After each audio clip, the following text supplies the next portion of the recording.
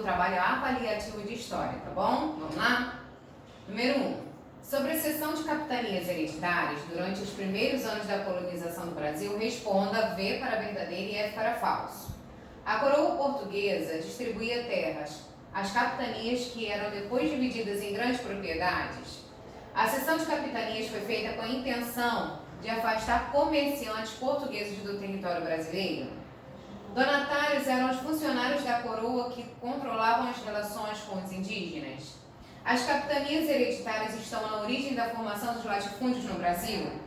2. Complete as frases com as palavras que estão no quadro abaixo.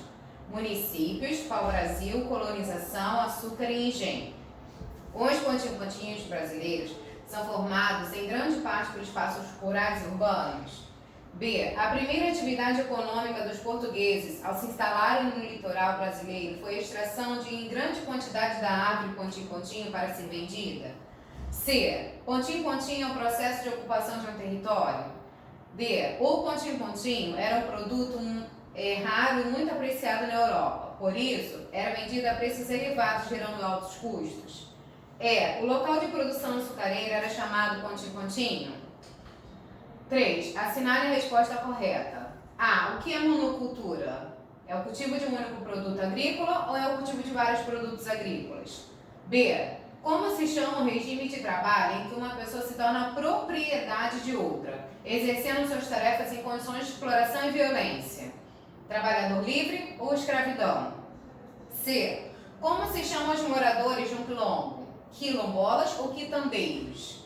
4. As construções típicas das vilas coloniais mineiras revelam os grupos sociais comuns no período e as atividades realizadas no cotidiano urbano. Relacione as construções às suas características. Letra A, residências simples. Letra B, casarões. Letra C, casas de fundição. Letra D, igrejas. Letra E, câmaras municipais. Construções com função religiosa que tinham importante papel nas vilas. Locais de cobrança de impostos sobre o ouro. Moradias que abrigavam a maior parte da população. Prédios onde eram tomadas as decisões políticas e administrativas. Locais onde habitavam as pessoas com mais posses. 5. A imagem a seguir representa a rua 15 de novembro no centro da cidade de São Paulo, no início do século XX. Observe a contenção e responda as questões. Aqui, ó, essa imagem aqui da rua 15 de novembro no século XX. Letra A. Na época, a rua 15 de novembro era residencial ou comercial, de acordo com a foto. Letra B. Que elementos da imagem permitem afirmar que a rua passava por um processo de modernização? Existem alguns elementos aqui que dá para a gente perceber que essa rua foi modificada, tá? Então, eu quero que vocês escrevam isso aqui. 6. Sobre a formação das primeiras vilas e cidades no Brasil, preencha corretamente as lacunas com as palavras do quadro. Diferente, litoral, açúcar, vilas, cidades e colonial. No início do período pontim-pontinho, colonos portugueses se estabeleceram principalmente no pontim-pontinho do território brasileiro, onde instalaram engenhos para a produção de pontim-pontinho, atividade muito lucrativa na época. Desde então, espaços urbanos como mais pontim-pontinho e pontim-pontinho começaram a se desenvolver, apresentando características pontim-pontinho daquelas dos espaços rurais. 7.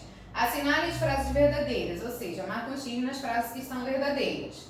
Quilombo era a comunidade formada em meias matas por escravizados fugidos. Monocultura é o cultivo de vários produtos agrícolas. Engenho era o local onde ocorria a produção de açúcar. Uma colônia é um território que é ocupado e administrado por outro país. A mineração contribuiu para a fundação de vários núcleos urbanos e para a ampliação dos caminhos que levavam ao interior do Brasil. A riqueza gerada pela extração do ouro teve influência na arquitetura das cidades mineiras? Qualquer dúvida pode estar chamando a tia no privado. Um beijo e até a próxima aula.